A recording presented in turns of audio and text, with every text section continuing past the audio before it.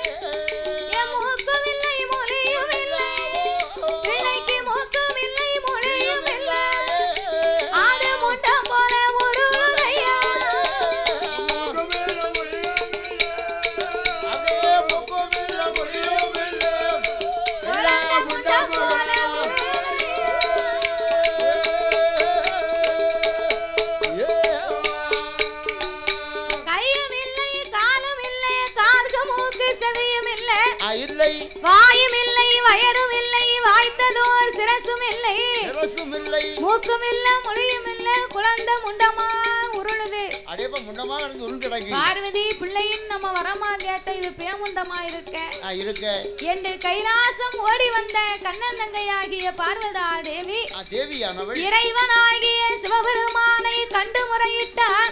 சாமி பிள்ளை வரம் கேட்டதற்கு நீங்க பேமுண்டத்தை கொடுக்கலாமா? நாம் அதலை வரம் கேட்டதற்கு எனக்கு மாமுண்டத்தை கொடுக்கலாமா? நம் குழந்தை வரம் கேட்டதற்கு குழவி கல்ல கொடுக்கலாமா?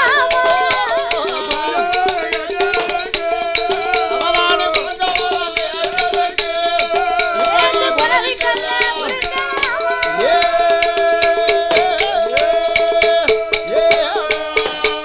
சாமி இந்த பிள்ளை எனக்கு வேண்டாம்.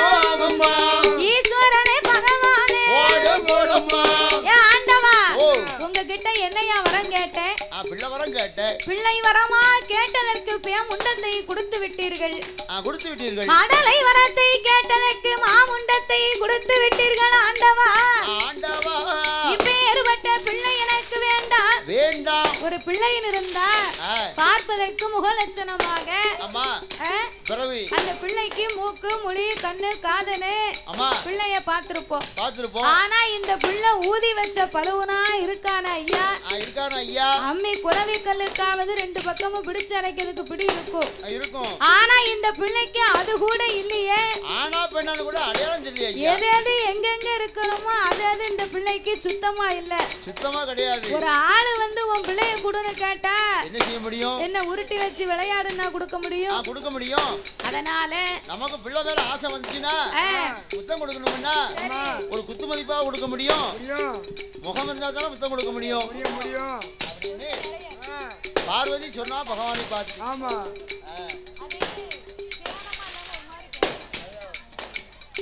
அதனால ஆண்டவா பரம்பொருளே உருப்பிடித்து தந்தீர்களையான இந்த பிள்ளை எனக்கு வேண்டும் வேண்டும். ஒரு பிடிக்கலைனா இந்த பிள்ளை பாடு இனி உங்க பாடு. அவ பிள்ளை பாடு உங்க பாடு அப்படின்னு ஆண்டவன் சிவபெருமான் சொல்ல, ஆமா பிள்ளைக்கு உருப்பிடிக்கணுமானால் யாரால முடியும்? உருப்பிடிக்கணும்னா யார் வரணும்? உருப்பிடிக்கணும்னு சொன்னா படைக்கக்கூடிய பிரம்மதேவனால தான் முடியும். முடியும். அவரை தவிர வேறு யாராலும் பிள்ளைக்கு உருப்பிடிக்க முடியாது. அதனால் படைக்கக்கூடிய பிரம்மதேவனை வரவழைத்து ஆண்டவன் உருப்பிடிக்க சொல்லுகின்றார். படைக்கப்பட்ட பிரம்மனைத்தான் படைக்கப்பட்ட பிரம்மதேவன் உருப்பிடிக்க வேணும் என்று உருப்பிடித்த பிரம்மதேவன் உயிர் கொடுத்த சிவபெருமான் உயிர் கொடுத்த வேளையில் உருட்டி வெள்ள உழைக்குதை கண்ணுருட்டி பாக்குதை கைய கால உதறுதை குவா நல்ல குவா என்று குவா நல்ல குழந்த குரல் வாசம் போடுதையோ குவா நல்ல குவா என்று குவா நல்ல குவா என்று குரல் வாசம் போடுதையோ.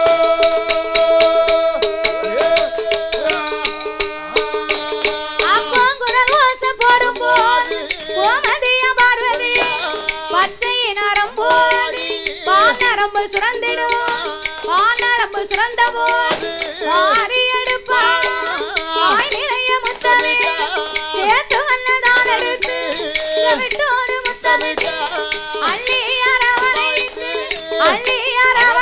பிள்ளைக்கு அவளோடு முத்தமிட்டு பிள்ளைக்கு அவளோடு முத்தமிட்டு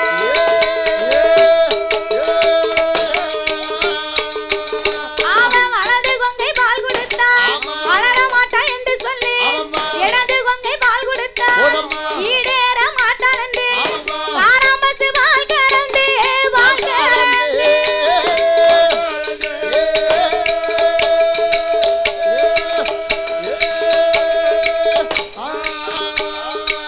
ஆதி சேனையாக ஊட்டுவாளா சேனையாக ஊட்டுவாளா காராம்பசு பால் கறந்து ஊட்டுவாளா சேனையாக.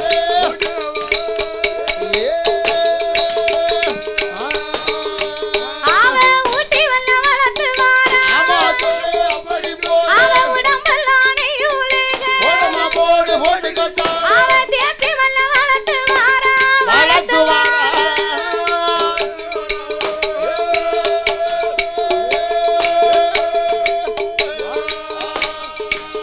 அவன் திரேகமெல்லாம் நெய்யுருக திரேகமெல்லாம் வளர்த்துவாரா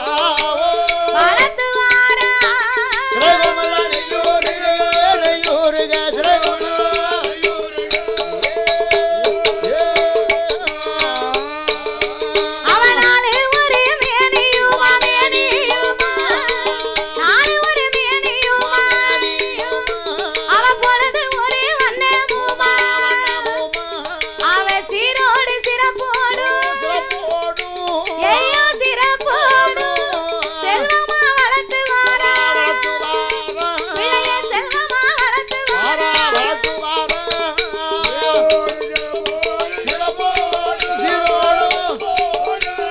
செல்வமாக வளர்த்துவாரா பிள்ளைய செல்வமோடு வளர்த்துவாரா.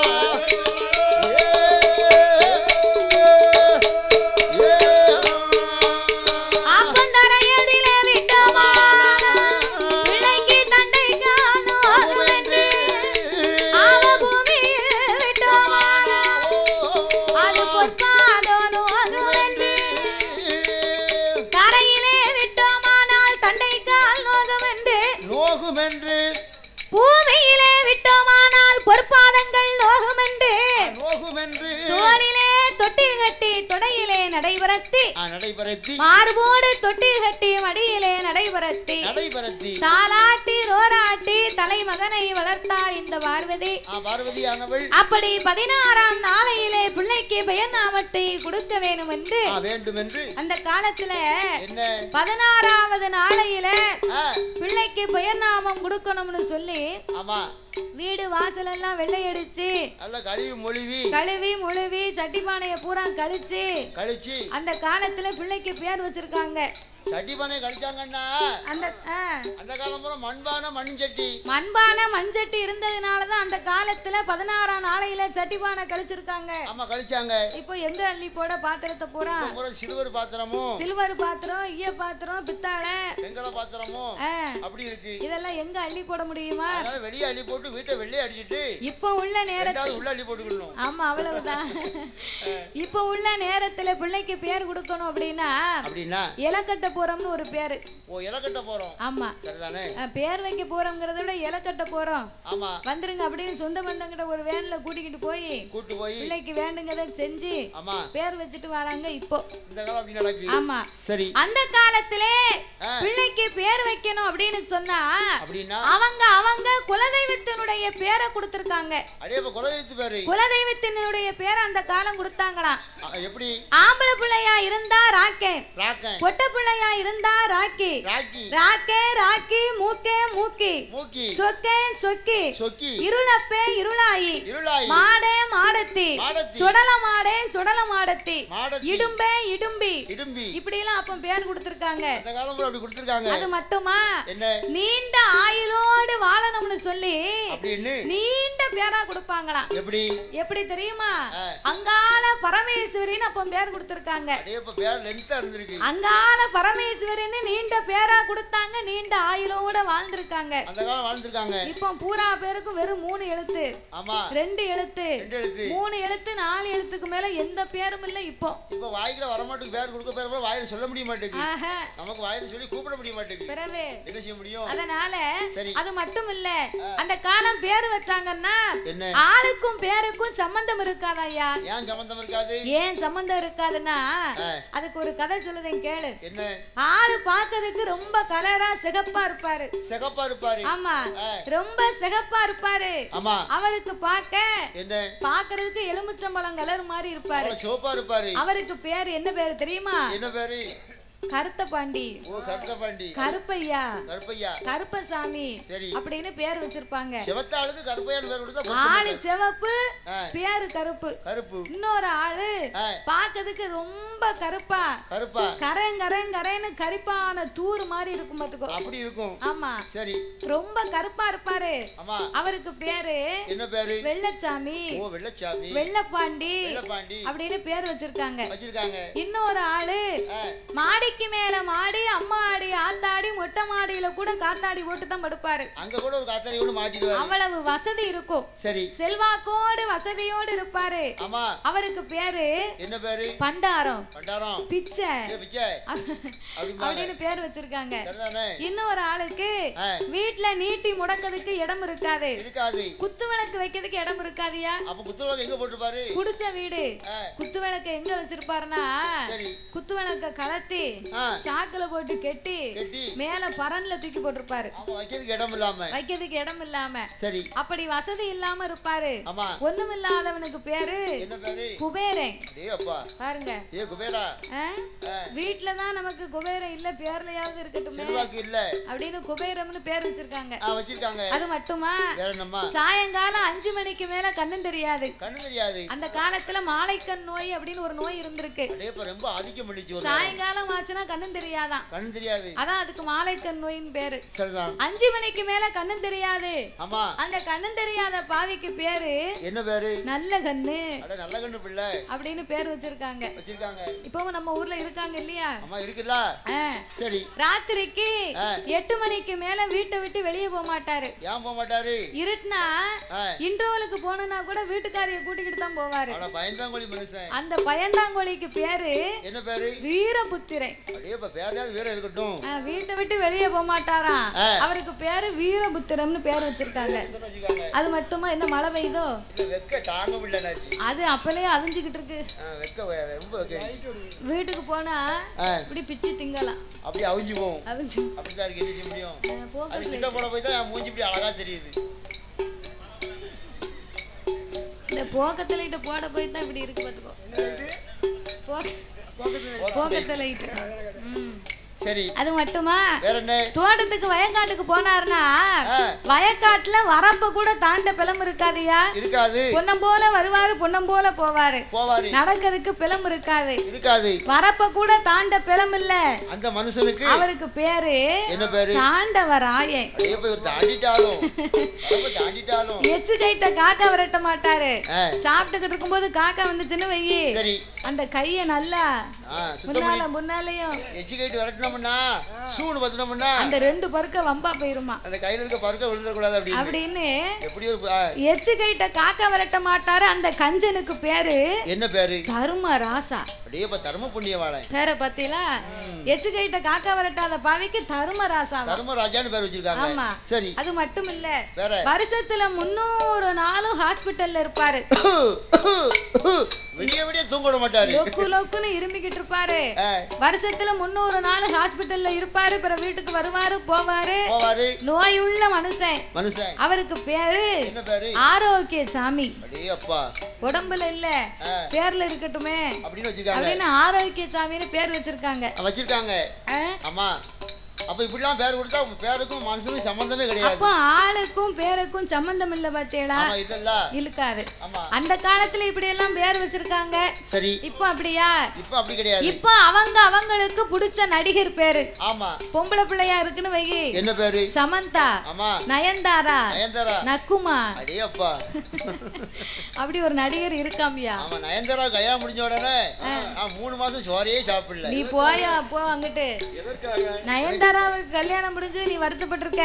நான் ஒரு ரசிகர். சமந்தாவுக்கே கல்யாணம் முடிஞ்சு நாங்க வருத்தப்பட்டுக்கிட்டு இருக்கோம். முடிஞ்சு போச்சா? அதுவும் போச்சா? நயன்தாரா கல்யாணம் முடிஞ்ச உடனே என் மனசெல்லாம் உடைஞ்சு போச்சு. இப்ப தமனா இருக்காங்க.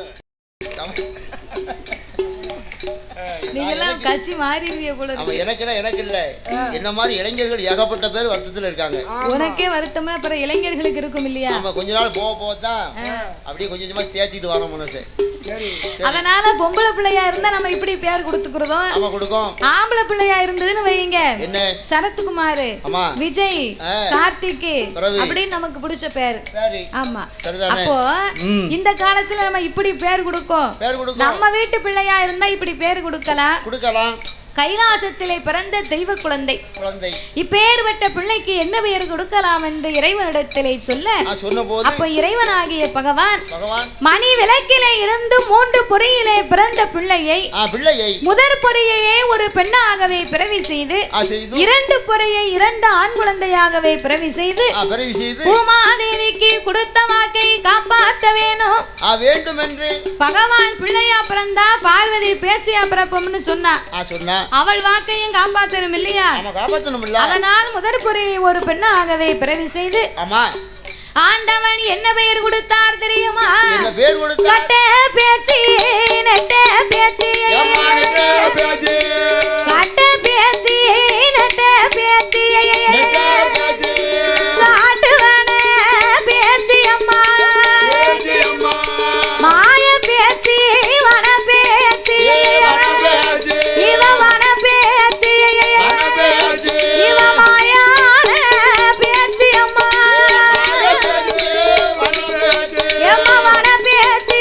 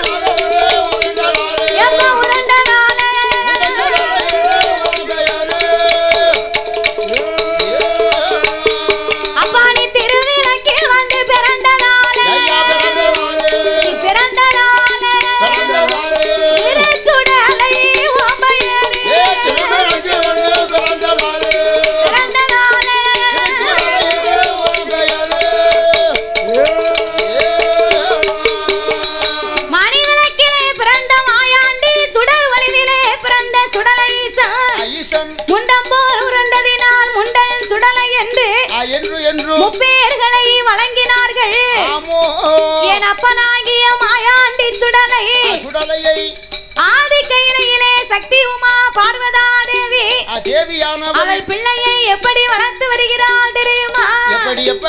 அவள் தலையில விட்டோமா தண்டைக்கால் நோகும் என்று பூமியில விட்டோமா ஒரு பால நோகும் என்று தாலாட்டி ரோராட்டி தலைமகன வளர்த்து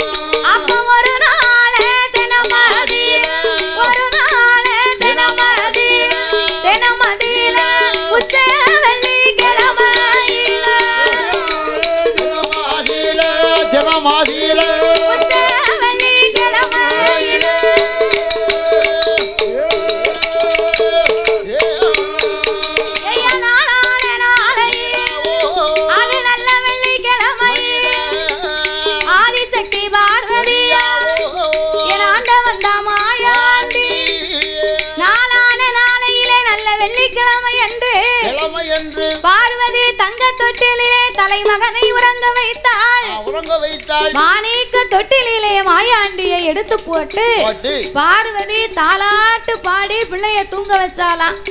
அந்த காலம் பூரா தாலாட்டு பாடி அந்த காலத்துல பிள்ளைய தாலாட்டு பாடி தூங்க வச்சாங்க. இப்போ எந்த பொம்பளைகளுக்காவது தாலாட்டு தெரியுதா? ஏன் தெரியாது? தாய்மார்கள் எல்லாருமே பூராத்தையுமே மறந்துட்டாங்க. பூராத்தையும் மறந்துட்டாங்கன்னா ஒண்ணுமே தெரியலையா? என்ன தெரியுமா? ஒரு பிடி அரிசியை சொலவுல போட்டு யாருக்காவது பிடைக்க தெரியுதா? நாங்க ஏன் அரிசியை படைக்கணும்? கல் குருணை நீக்கப்பட்ட அரிசி அப்படின்னு பையரிசி வீட்டுக்கு வருது. கல் குருணை நீக்கப்பட்ட அரிசின்னு எழுதி இருக்காங்க. அப்படி இருக்கான்னு செக் பண்ணணும். அது எத்தனை நாள் ஆச்சு, எப்படி செஞ்சாங்க அப்படின்னு என்னைக்கா இருந்தாலும் அரிசியை பார்த்து பிறக்கி போடணும். ஒரே அடுப்புல போட்டு அரிசியை வந்து ஆமா உரையில போடணும்னா அந்த அரிசியை முதல்ல பையில இருந்து எடுத்து ஆத்துல போட்டாலும் அளந்து போடணும் இருக்காங்க. அளந்து தான் பொங்கணும். அரைப்படி அரிசி எடுத்து சுளவுல போட்டு அந்த இப்படி பார்க்கணும். ஏதாவது கிடக்கா கல்லுக்குள்ள ஏதாவது கிடக்கா அப்படி ரெண்டு படம் படைச்சு அப்புறம் கொண்டு தண்ணியில போட்டு கழுவி அடுப்புல போட்டாதான் உரையில போட்டாதான் அந்த மனசுக்கு நிம்மதியா இருக்கும். அப்போ அதை விட்டுட்டு அள்ளி போட்டோம்னா மனசு நிம்மதி வராது. அப்ப சொலவுல பிடைக்க தெரிய மாட்டேங்குது. ஒரு பிடி அரிசியை சொலவுல போட்டு யாருக்கும் பிடைக்க தெரிய மாட்டேங்குது. அதுக்கு மட்டுமா உரல்ல யாருக்காவது மணக்க எள்ளு பொடி இடிக்க தெரியுதா? மிக்ஸில எள்ளு பொடி இடிச்சாலும் எள்ளு பொடி வந்து இடிபடாது. மிக்ஸி வந்து அரைக்கத்தான் செய்யும். அரைக்கும் வெட்டும். ஆனா நல்ல நம்ம உரல்ல இடிக்கிற மாதிரி பொடி வராது. உரல்ல இடிக்கிற மாதிரி சுவை கிடைக்காது. எங்க ஆட்சியில உரல்ல எள்ளு பொடி இடிச்சான்னா பக்கத்துல இருந்தா கமகமகமன்னு மணக்கும். எண்ணெய் வந்து அப்படியே ஊறும். அள்ளி சாப்பிடுவோமா அப்படின்னு நமக்கு ஆசை வரும். அப்படி மணக்கும். அந்த அளவுக்கு எள்ளு பொடி இடிச்சிருக்காங்க அந்த காலத்துல.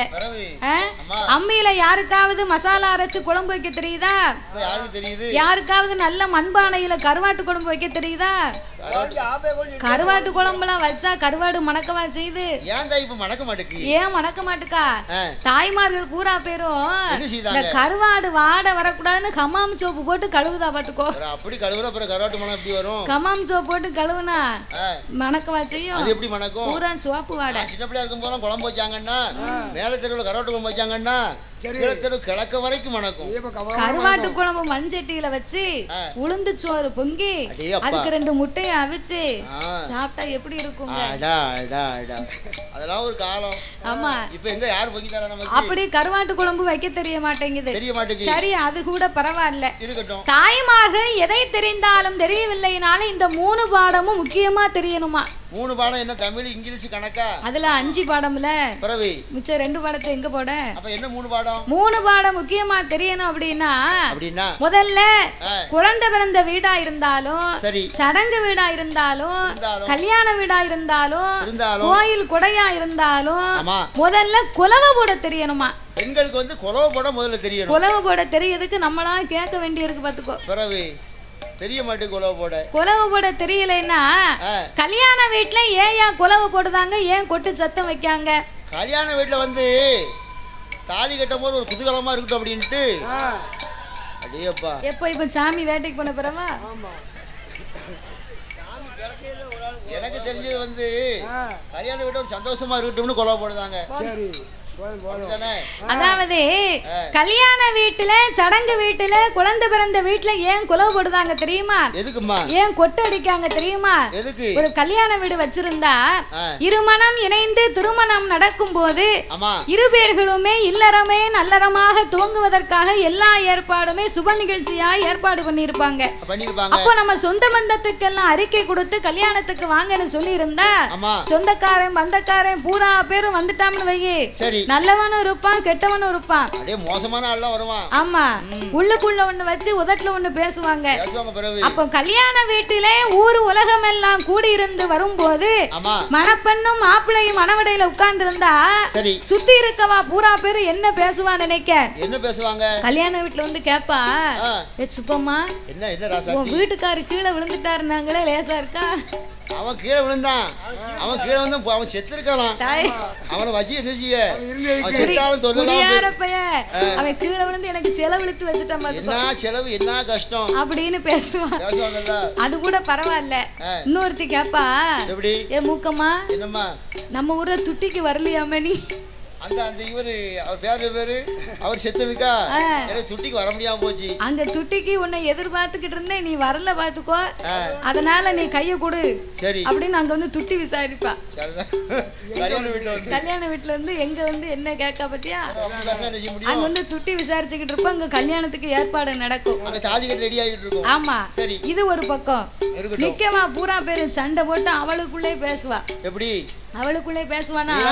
நீலாம் விளங்க மாட்ட, நீ நாசமா போயிருவ, நீ நத்தப்பாடா போயிருவ, நீ என்ன பார்த்து நீ என்ன பேசுன மண்ணள்ளி தூத்திடுவா.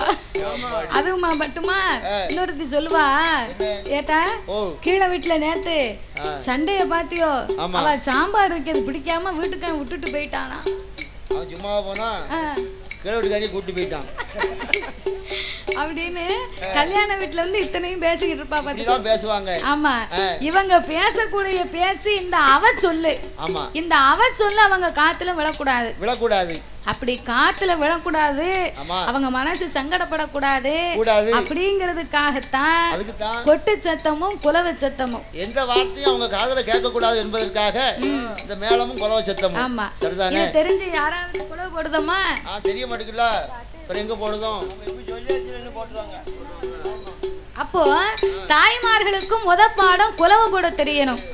ரெண்டாவது பாடம் என்ன பாடம் தெரியுமா? அது என்ன பாடம்? அந்த குழந்தைக்கு தாலாட்டு பாடி தூங்க வைக்க தெரியணும். பிள்ளைக்கு முதல்ல தாலாட்டு பாடி தூங்க வைக்க தெரியணும். அந்த காலத்துல தாலாட்டு படிச்சா, இங்க இருந்து தாலாட்டு படிச்சா சரி அடுத்த வீட்டுல இருக்க தாத்தா கண்ணை எழுந்து உறங்குவாராம். அடே அவரும் தாத்தா கூட தூங்குவாரு. சரிதானே? ஆனா இப்போ உள்ளவங்க தாலாட்டு பாடுனா தூக்கி விட்டுருவோம் மேல. பரவாயில்லை முடியும்.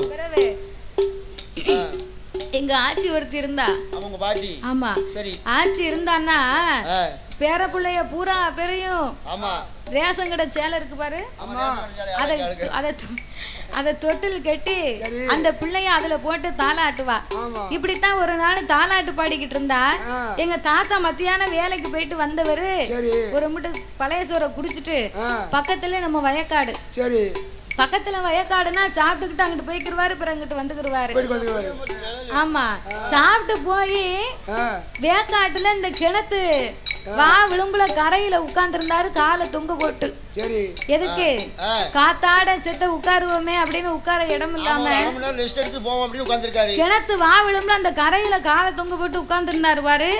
இவன் கிழவி இங்க இருந்து வீட்டுல இருந்து தாலாட்டு பாட பாட அவர் பழைய சோறு சாப்பிட்டதுக்கும் இவ படிச்ச பாட்டுக்கும் தாத்தா தூங்கி கிணத்துக்குள்ளே விழுந்துட்டாரு. அப்புறம் என்னாச்சு? கிணத்துக்குள்ள உள்ள என்ன ஆகும்? மூக்குல அடிச்சு மூக்கு படியில அடிச்சு தாத்தா போய் சேர்ந்துட்டாரு. அவரை தூக்கி விட்டுட்டா எங்க பாட்டி தாலாட்டு பாடி உங்க தாத்தா கொண்டு இருக்கா. ஆமா அப்படி பாடி இருக்கால. சரிதானே? ஆமா நான் சின்ன பிள்ளையா இருக்கும்போது தூங்க மாட்டானா. சரி. ரொம்ப சேட்டை பண்ணுவானா. எப்ப பார்த்தாலும் அழுதுகிட்டே இருப்பானா. ஆமா. தூங்காதுக்கு என்ன செய்வார்? எங்க அப்பா என்ன செய்வார் தெரியுமா? எங்க அப்பா பனையேறி அல்ல ஒரு மரத்து கல்ல இறக்கிட்டு வந்து சரி ஒரு கிளாஸ போட்டிடுவாராம். எனக்கு 3 மாசம் பிள்ளை தானா. ஒரு கிளாஸ் சங்கரை வச்சு போட்ட உடனே பேசாம தூங்கிடுவானா. காலில் போட்டா சாயந்தரம் தான் எதிர்ப்பானா. வாட்டர் ஊத்தாம விட்டுருக்காரு. வாட்டர் கொடுக்கூடாது. அதையும் கொடுத்துருப்பார்ல. கொடுத்துருப்பாங்க. அப்ப கல்லு குடிச்சா நல்லா தூக்கம் வரும். சரி. அதனால 2வது பாடம் தாய்மார்களுக்கு தாலாட்டு பாட தெரியணுமா? தெரியணும். 3வது பாடம் தான் இருக்கிறதுலே ரொம்ப முக்கியமான பாடம். முக்கியமான பாடம் என்ன பாடம்? என்ன பாடம் தெரியுமா? கல்யாணம் முடிஞ்சு வாக்கப்பட்டு ஒரு வீட்டுக்கு போறோம்னு வைங்க. ஆமா. போன இடத்துல தாய்மார்களுக்கு ரொம்ப சங்கடம். என்ன சங்கடம்? ரொம்ப சங்கடம்னா போன இடத்துல 4 நாரை சமாளிக்கணும் பாத்துக்கோ. 4 நார் என்ன நார்? அந்த நாரு 4 நார் என்ன நார் தெரியுமா? இருக்கிறதுலே கொஞ்சம் சுமாரான நாரு. அது என்ன நாரு? கொழுந்த நாரு. அவரை சமாளிச்சுக்கிடலாம். கஞ்சியை காய்ச்சி குடிச்சா நல்ல ருசியா கொடுத்தா குடிச்சிட்டு அவர் பாட்டுக்கு போய்க்கிருவாரு. பேசாம போயிருவாரு. கொழுந்த நாரு. சரி. 2வது நாரு என்ன நார் தெரியுமா? அது என்ன நாரு? அதை விட கொஞ்சம் மேல மாமனாரு. அது வைத்தியார மனுஷன். அவரும் அப்படித்தான். வேணுங்கிறத கொடுத்து மாத்திரை கித்திரை கொடுத்தா அவரும் பேசாம இருந்துக்கிடுவாரு. இந்த 3வது ஒரு நாரு இருக்கு பாத்துக்கோ. இருக்கிறதுலே பெரிய நாரு நாத்த நாரு. பெரிய மவ வந்தான்னா வீட்டுக்கு அவ வீட்டுக்கு போனாலும் இவாதான் சோறு பொங்கணும்.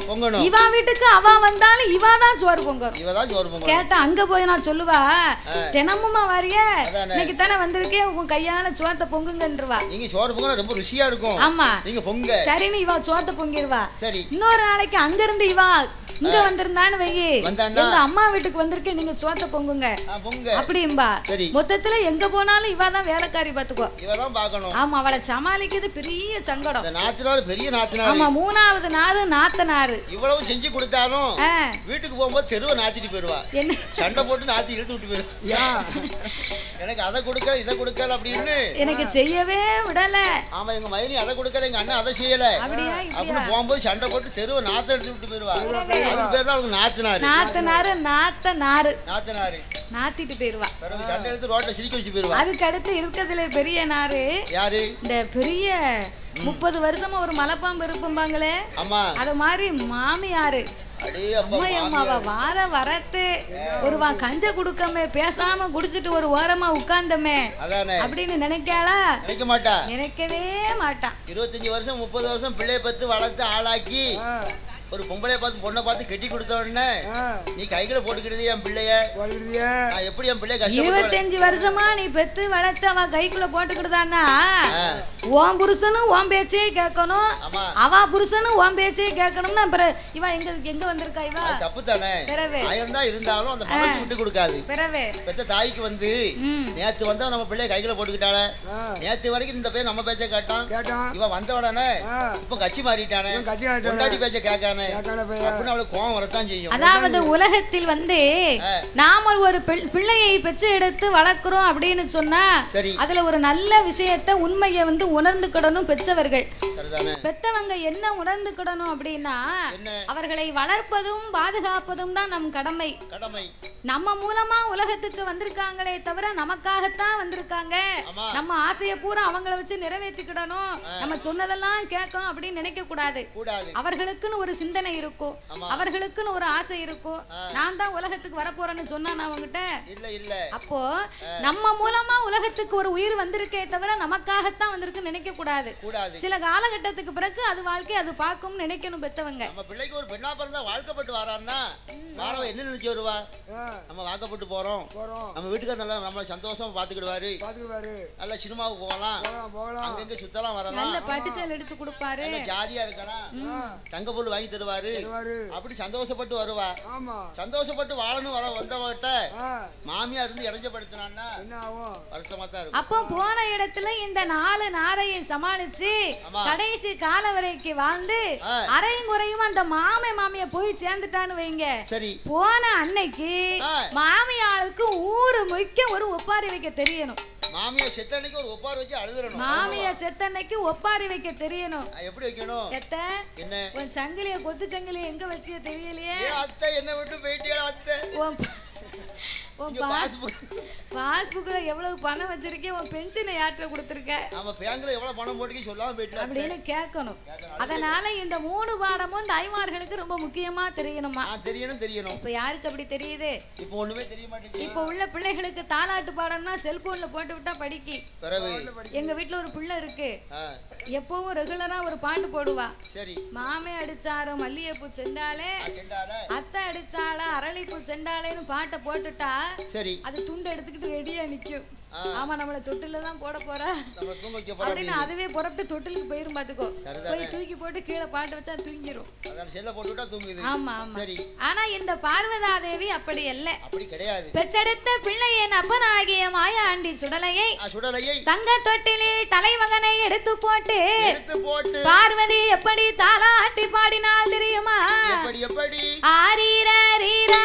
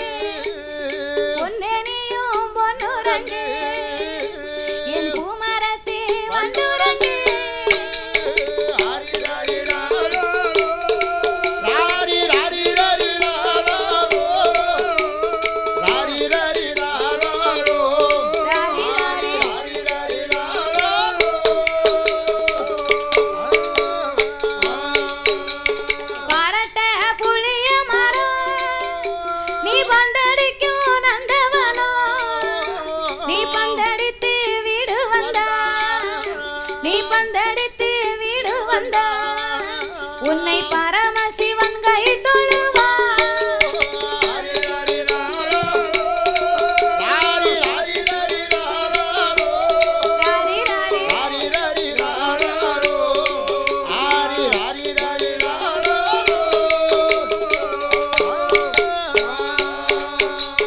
காலை ரயில் ஏறி உங்க அப்பா கல் கேட்டா போயிரங்கி.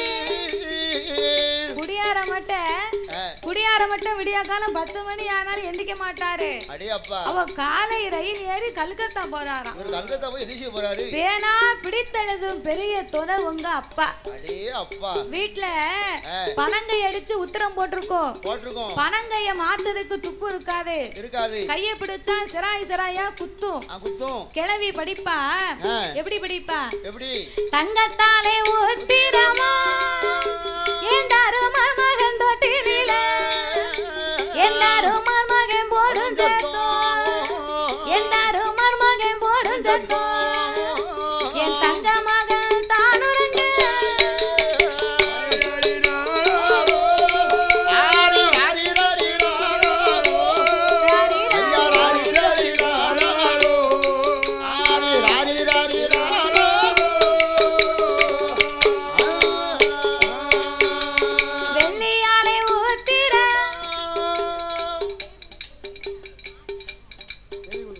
வெள்ளியாலே ஊத்திரமா என் வீமன் மகன் தொட்டில, என் வீமன் மகன் போடும் சத்தம், என் வீமன் மகன் போடும் சத்தம், வெள்ளி உத்திரங்கள் ஓசையிட.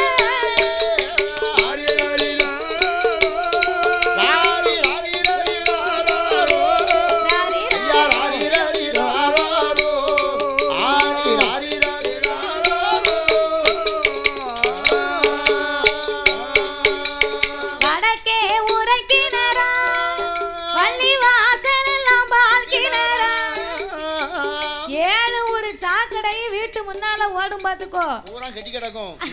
அதுல 1000 ஈ இருந்து மொக்கும்.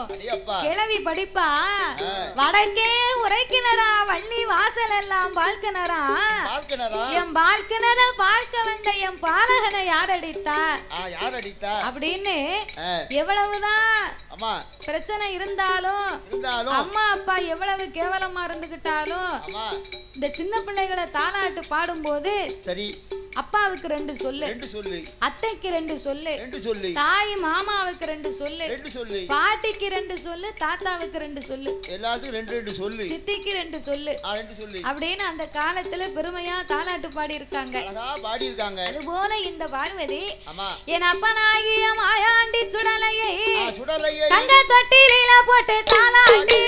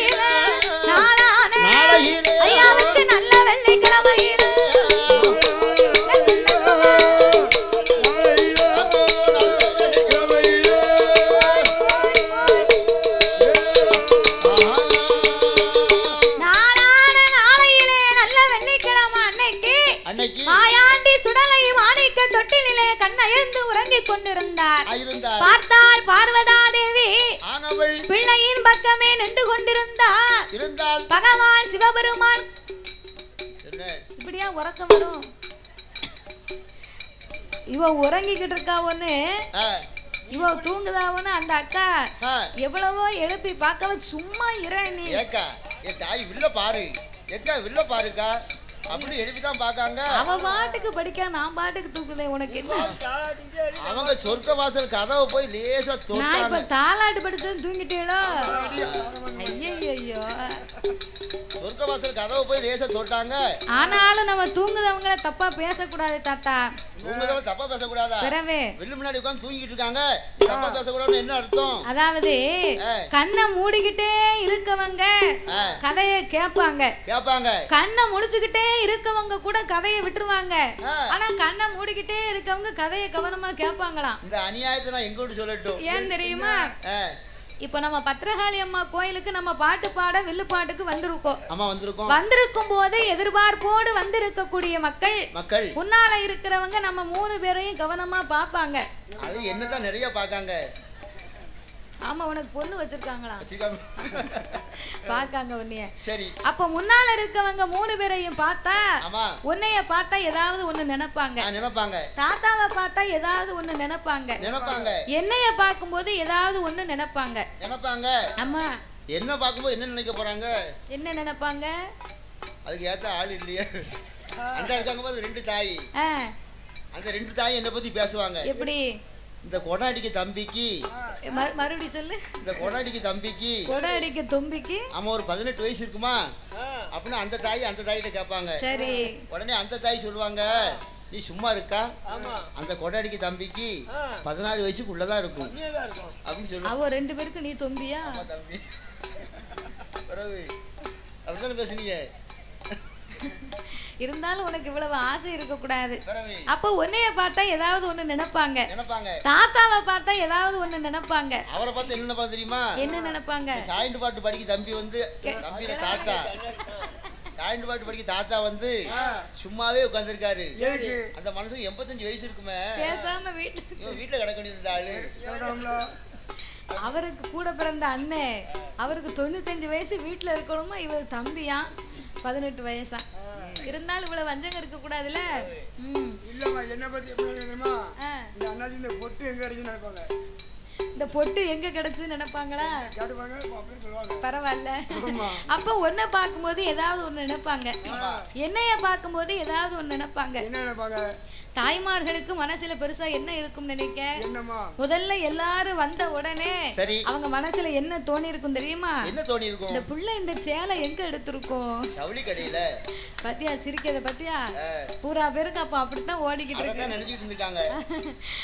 இந்த புள்ள இந்த சேலை எங்க எடுத்திருக்கும் அப்படின்னு நினைப்பாங்க. ரெண்டாவது நினைப்பாங்க, இந்த புள்ள போட்டிருக்கிறது தங்கமா இருக்குமா இல்ல கவரிங்கா இருக்குமா?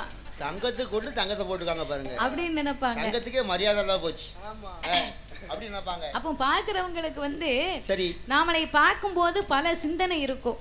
இந்த மாதவி பொண்ணு வந்து இவ்வளவு சிவப்பா இருக்காங்களே, அடிக்கடி பீஸ் வாஷ் பண்ணுவாங்களோ? பீஸ் வாஷ் இல்லையா, ஃபேஸ் வாஷ். ஃபேஸ் வாஷ் தான். என்ன விட மாட்ட போல இருக்கு. நமக்கு என்ன தெரியுது? அதாவது பாக்குறவங்க கண்ணு நம்ம மேல இருந்தாலும் கவனமும் சிந்தனையும் வேற எங்கேயோ இருக்கும். கண்ணு நம்மள பாக்கும், ஆனா தன் சிந்தனை வேற எங்கேயோ யோசனை பண்ணிக்கிட்டு இருக்கும். அப்போ இந்த கதையை கவனமா கேட்க மாட்டாங்க, விட்டுருவாங்க. இங்க இருக்கிற மாதிரி இருக்கும், இந்த மனசு மெட்ராஸ் வரைக்கும் போயிட்டு வந்துரும் பாத்துக்கோ. மனம் ஒரு குரங்குன்னு இருக்கா, இங்க இருக்கும். அங்க போய் பார்க்கலாமா அப்படின்னா மெரினா பீச்சுக்கு போயிரும். ஆமா, அப்புறம் டெல்லிக்கு போவோம், எங்க வேணாலும் போவோம், கல்கத்தா போவோம், ஆஸ்திரேலியா போவோம். இவருக்கு மனசு எங்க போகும் தெரியுமா? எப்ப பார்த்தாலும் அவர் கொழுந்தியா வீட்டுக்கு தான் போவோம். அவர் மனசு அப்படி அடிக்கடி. நான் ரொம்ப கவலைப்பட்டு உட்கார்ந்துருக்கேன் தாயி. எதுக்கு? என் குழந்தைய அடிக்கடியா வீட்டுக்கு வருவா. ஒரு வருஷமா என் குழந்தைய வரமாட்டுக்கானா ஆட்சி இருக்கால. ஆமா, அவளாலதான் தெரியும் சீரியோ வந்துச்சு. ஆமா, எங்க வீட்டுக்காரியால தான் நிலைமை வந்துச்சு. ஆமா, நானும் போய் என் குழந்தைய விட்டு போகணுமோன்னு சொல்லுதேன். என் பொண்டாட்டி விட மாட்டுக்கா. நீ பூரா இப்படி சேட்டை பண்ணுதுன்னு சொல்லித்தான் தினமும் எங்க ஆட்சி ஆயிரங்கால கொண்டே அடிக்கா. ஆயிரங்கால என்ன தாயி? விளக்குமாறு உனக்கு தெரிஞ்சு போச்சா? அப்பமா வெறுக்க அறிவு வர மாட்டேங்குது. நான் ஏன் என் குழந்தைய விட்டு போறோம்னு சொல்லுதேன். என் சவரப்படி வெளிநாட்டுல இருக்காரு, அவ ஒத்தியில இருக்கா. பாரதி 2 நாள் போய் அரிசி பருப்பு வாங்கி போட்டு வரலாமா? ஆத்தா இல்லையா அரிசி பருப்பு? வயசாகி போச்சு.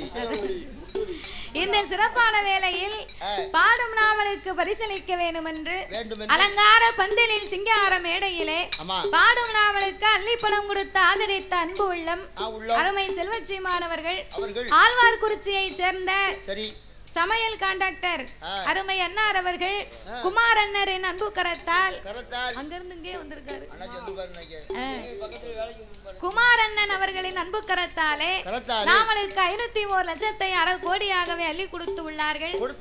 எந்த ஊருக்கு போனாலும் எந்த கோயிலுக்கு போனாலும் முதல்ல அவர் வந்து இதை கொடுத்துட்டு தான் போவார். ஆமா, பக்கத்துல எங்கேயாவது சமையலுக்கு வந்திருந்தாருன்னா பார்க்க வந்துருவார். அவ்வளவு ஒரு அன்பு நம்ம மேல. அப்பேற்பட்ட அன்பு கொண்டு குமார் அண்ணார் அவர்கள் நாமளுக்கு 501 லட்சத்தை அன்பளிப்பாகவே அள்ளி கொடுத்து உள்ளார்கள். அவர்களுக்கு அடுத்தபடியாக ஐயா துணையை கொண்டு மந்தித்தோப்புமார் அன்னகரத்திலே வாழ்வாங்கி வாழ்ந்து வரக்கூடிய ஆர்.வி. பெரியசாமி நாடார் அவர்களும் பி. தங்கம் அவர்கள் சார்பாக அவர்களும் நாமளுக்கு 101 லட்சத்தை பரிசாகவே கொடுத்து உள்ளார்கள். அதற்கு முன்னால பரிசு கொடுத்தவர்கள் பல பேர் பணம் கொடுத்தார்கள், ஆனால் பெயரை சொல்லவில்லை. அதுவே பெருந்தன்மை குணம் என்று சொல்லுவார்கள். அப்படி நாமளுக்கு பரிசளித்து பாராட்டிய அத்துணை அன்பு உள்ளங்களும் ஆலயத்தின் நிர்வாகத்தார் சார்பாகவே ஒரு மலர் மாலையை கொண்டு வந்து மாணிக்க மாலையாகவே அணிவித்து ஒரு பொன்னாடையை கொண்டு வந்து போச்சு சபையிலே நாமலை ஆதரித்து உள்ளார்கள். பாராட்டிய அன்பு உள்ளங்கள் எல்லாம் என் மாயாண்டி அருளால் எப்படி வாழ வேண்டும் தெரியுமா? வாழ வேண்டும், வளர வேண்டும், வாழ வேண்டும், வளர வேண்டும். மலை முருகன் அருளாலே, மலை முருகன் அருளாலே.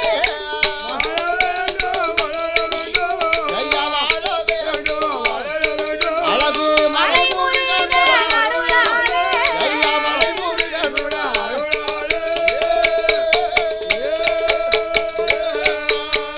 அவர் ஒன்று பார்த்து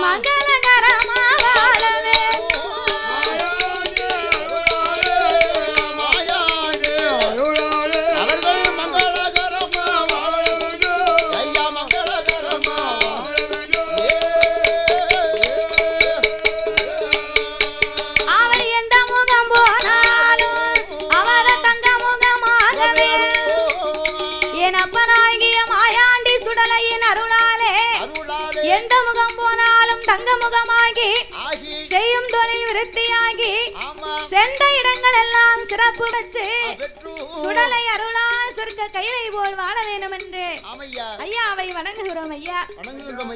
அப்படியாகவே இருக்க என் மாயாண்டி சுடலை கண்ணையிருந்து உறங்கும் போது மாதாண்ட வெள்ளி அன்னைக்கு கடைசி வெள்ளிக்கிழமை பார்வதி பிள்ளை உறங்கி கொண்டிருக்கிறான், நம்ம பகவான போய் பார்த்து விட்டு வருவோம் அப்படின்னு சொல்லி மாயாண்டியை உறங்க வைத்து விட்டு சிவபெருமானை பார்க்க வந்தா பார்வதி. அந்த நேரத்துல போன பார்வதி திரும்ப வரவே இல்லை. இரவு நேரமாகி விட்டது.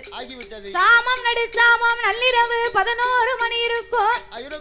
ஏம சாம நேரம் இலை குலுங்க ஆலச்சாமம் போல மையான கரையிலே மையான பேச்சியம்மா நின்று கொண்டு மகனாகிய மாயாண்டி அழைக்கிறார். எதுக்கு அழைக்கிறார்? பூமாதேவி